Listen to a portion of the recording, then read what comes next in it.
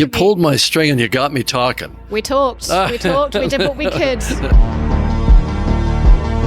James Cameron, thank you so much for joining us here at the Cinémathèque Française. We are in front of the mural for your 1978 short film, Zen Know Genesis. I'm wondering if you could tell us a little bit more about that project. And I think in the spirit of the retrospective, what kind of elements from that, which you've said have the DNA of many of your films, feel like a through line through to 4 decades on today? Well, Zen Know Genesis was a project that I started with a couple of friends. We found some guys that wanted to put up some money to do a science fiction film.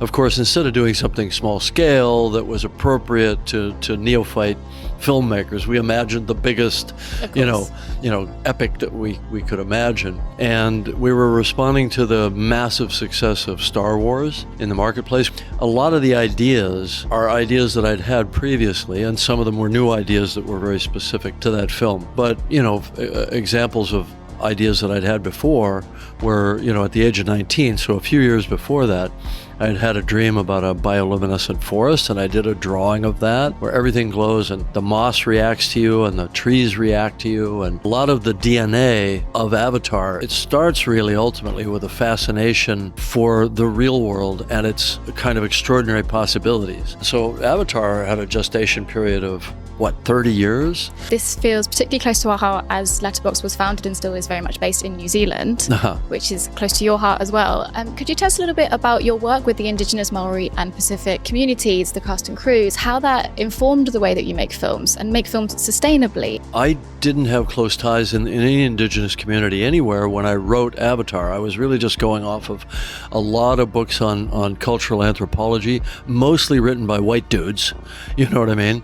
Not written by true Indigenous voices. And while they're spectacular books, they're not in the true voice. So then I do my, white guy version of that, my kind of screed against colonialism, and I put it out in the world. Well, all of a sudden we get inundated by leadership of Indigenous peoples all over the world saying, "You made this movie about us." And I was kind of taken aback by that because I didn't necessarily know their individual issues, whether it was with extraction companies or oil companies or logging, deforestation. It was a very steep learning curve in 2010 and 2011. I think I had the sense that, we've just made all this money off of this principle, but let's find out the reality. And maybe there's a way to give something back. But the first question is always, how can we help you? Because often the Indigenous communities are at the forefront where the bulldozer blade hits the ground very often. And I feel like we make progress, but there are a lot of heartbreaking failures and defeats as well along the way. It can be very frustrating. And when you take these causes on and you take them to heart, you got to be prepared for that. You have to be prepared for failure. And you have to get out of the way. You've got to park your ego at the curb. And you have to say, all right, what do you think we should do to the Indigenous leadership? Because they know the issues a lot better than I would coming in. It's how can we be helpful? How can we elevate your voice? How can we give you media tools? How can we work with the people that you've already found that you trust?